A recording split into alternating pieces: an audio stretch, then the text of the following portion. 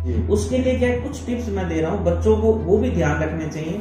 और आने वाले टाइम में जब भी मान लो कि उसको ऐसा लगे मैं तनाव की तरफ जा रहा हूँ,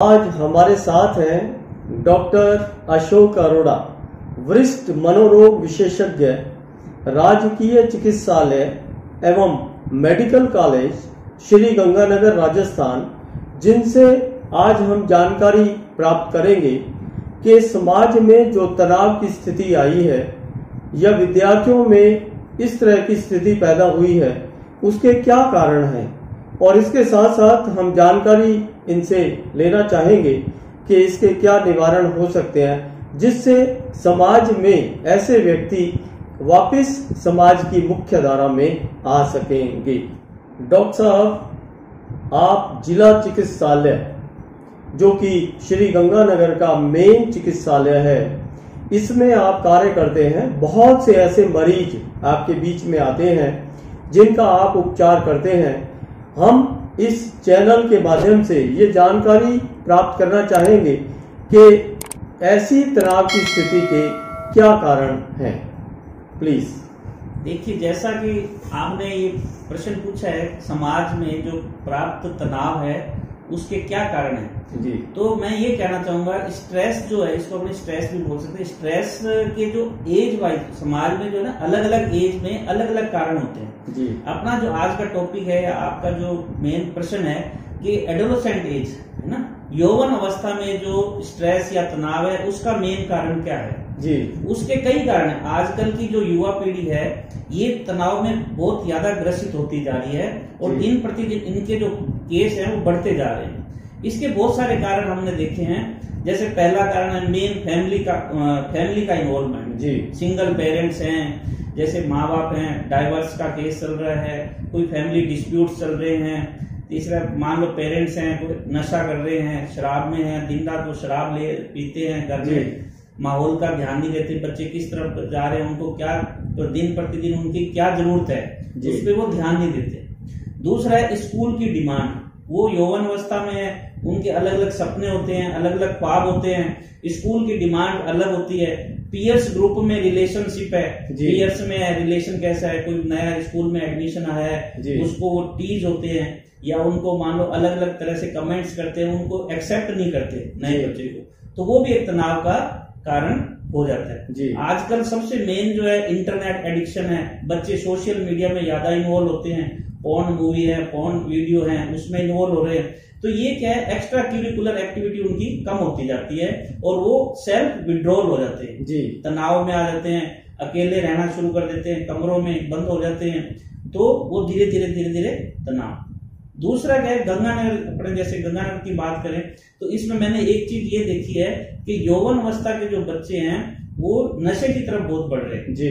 शराब है, चिट्टा है, हेरोइन है, ओपियम प्रोडक्ट है, तंबाकू है, सिगरेट है, इन चीजों में ज्यादा इन्वॉल्व हो रहे तो ये जो है मेन कारण है जो यौवन अवस्था में बच्चों को तनाव पैदा करते हैं जी। डॉक्टर साहब, यौवन अवस्था में बच्चों में तनाव आना या व्यक्तियों में तनाव आना, इसके मुख्य लक्षण क्या क्या होते हैं, जिससे समय रहते अभिभावक इसकी जानकारी प्राप्त कर सकें या आवासीय विद्यालय के वार्डन इस बात की जानकारी ले सकें, जिससे समय रहते इनका उपचार हो सके। डॉक्टर साहब, जैसे अभी अपन ने बात की भी, बच्चों यौवन अवस्था में जो बच्चे होते हैं उनमें स्ट्रेस है, तनाव है बहुत जल्दी, और कई कारण उसके होते हैं जिसकी वजह से वो तनाव में आ जाते हैं जी।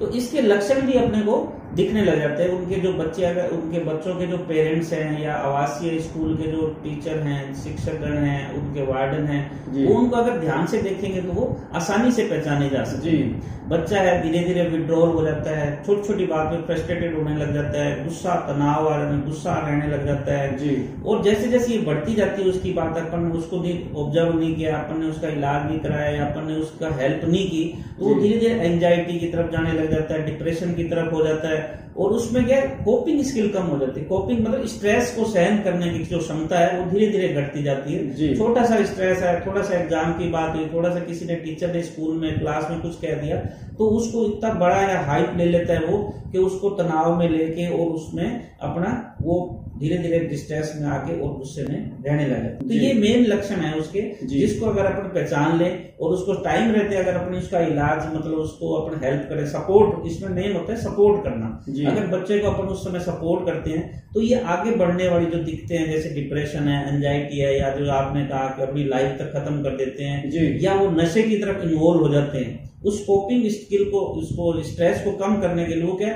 आजकल नया एक सिस्टम आ गया, वो नशे की तरफ चले जाते हैं जी, तो उसको अपने रोक सकते हैं।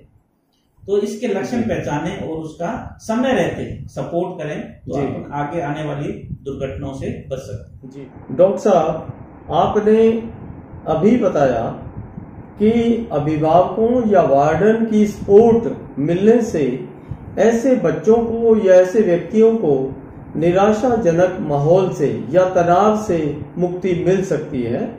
तो मैं इस चैनल के माध्यम से ये जानकारी चाहता हूं कि आप कृपया बताएं कि अभिभावकों और वार्डन को किस तरह की सावधानी बरतनी चाहिए, किस तरह की सपोर्ट उनको बच्चों को देनी चाहिए।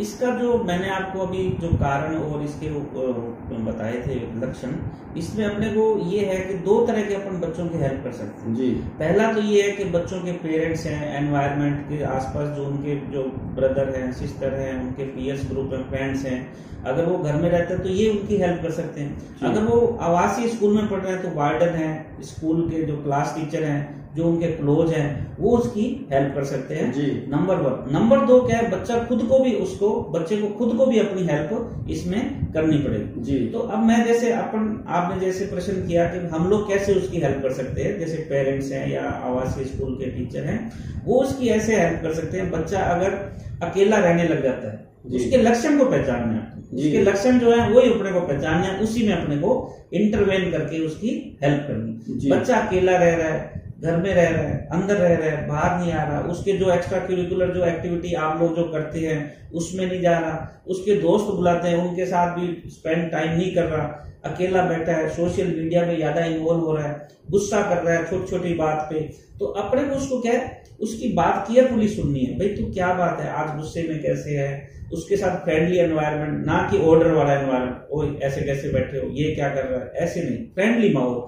भाई तू आज क्या बात है, खेलने नहीं आया, क्या बात, उसके साथ टाइम स्पेंड करे। क्लास अटेंड नहीं करे तो क्लास टीचर को ये देख उसकी अटेंडेंस कम कैसे हो रही है, क्या बात है, उसको अकेले टाइम उसके साथ ज्यादा टाइम स्पेंड करना चाहिए। माता पिता है, बच्चा छोटी छोटी बात पे गुस्सा हो रहा है, उसको माता पिता के साथ खाना नहीं खा रहा, माता पिता के साथ कहीं बाजार नहीं जा रहा है या कोई सोशल एक्टिविटी में पार्टिसिपेट नहीं कर रहा, तो ये लक्षण पहचान के और वो उनके साथ ज्यादा से ज्यादा टाइम स्पेंड करके उसको सपोर्ट करे, ना कि उसको क्रिटिसाइज करे। भाई देख तू तो पढ़ता नहीं, तेरा दोस्त कितना पढ़ के आगे निकल गया, ऐसा कंपेरिजन है या उसको वो नहीं होना चाहिए, उसको सपोर्ट करना चाहिए। इसके साथ साथ मैं एक बात और जोड़ना चाहूंगा, जैसे बच्चों के पेरेंट्स हैं, पीयर्स ग्रुप है मान लो, और इसके ब्रदर हैं, सिस्टर हैं, आवासीय स्कूल के जो टीचर्स हैं वो तो हेल्प करते हैं। सबसे बड़ा रोल इसमें निभाते हैं बच्चे खुद। जब तक बच्चा खुद अपनी सेहत का, अपने जो तनाव का ध्यान नहीं रखेगा और उससे दूर होने की कोशिश नहीं करेगा, तब तक ये संभव नहीं हो पाएगा। उसके लिए क्या कुछ टिप्स मैं दे रहा हूँ, बच्चों को वो भी ध्यान रखने चाहिए, और आने वाले टाइम में जब भी मान लो कि उसको ऐसा लगे मैं तनाव की तरफ जा रहा हूँ, तो वो उससे अपने आप को बचा सके। सबसे पहले तो है बच्चों को अपनी दैनिक दिनचर्या जो है, वो जो रूटीन शेड्यूल है उसको वैसे फॉलो करें जैसे सुई की घड़ी की सुइयां चलती हैं जी। वो अगर अपना दैनिक दिनचर्या फर्मली अगर उसको फॉलो करेगा तो वो तनाव में उसके आने के चांसेस कम होंगे जी।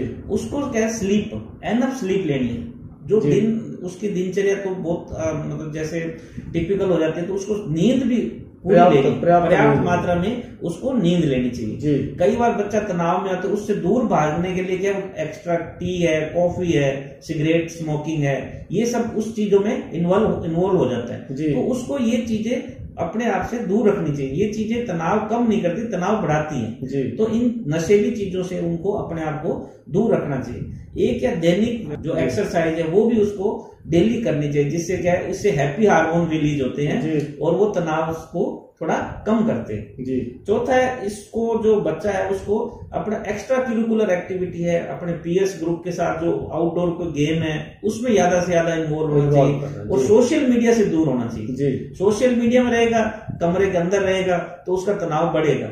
एक्स्ट्रा करिकुलर एक्टिविटी में आएगा, पीएस ग्रुप के साथ खेलेगा तो उसका तनाव धीरे धीरे कम होगा। एक मैं ये कहना चाहूंगा, उसको क्या लर्न असर्टिवनेस ट्रेनिंग होती है। इसमें क्या होता है कि बच्चे को कोई भी मान लो तनाव की स्थिति आती है या जैसे एग्जाम का स्ट्रेस आ गया, उसमें 3-4 बातें वो उसको धीरे धीरे अपने में डेवलप करना चाहिए। जैसे कोई एग्जाम का तनाव आ गया या कोई और स्ट्रेस आ गया, उस समय उसको क्या है, काम रहना चाहिए। कई बार ऐसा तनाव होता है, अपने एकदम से हाइपर हो जाते हैं, एंजाइटी में आ जाते हैं, घबराहट हो जाती है, पसीना आने लग जाता है, तो उस समय अपने आप को उसको काम रखना चाहिए। उसका जो गुस्सा आ रहा है उसको भी शांत रखना चाहिए और अपनी बात पे फर्म रहना चाहिए। ये 3-4 चीजें अगर वो अपने आप में डेवलप करेगा, जब भी मेरे में तनाव आएगा मैं 3 चीजें करूंगा, उसको अगर ये रिमाइंड करेगा, माइंड में बार बार रिमाइंड करेगा, तो ये उसकी जो स्किल डेवलप होगी ना, वो उसको तनाव से दूर करेगी। एक उसको क्या है, लर्न प्रैक्टिकल कोपिंग स्किल है। कोपिंग स्किल क्या होता है कि स्ट्रेस को कम करने की क्षमता,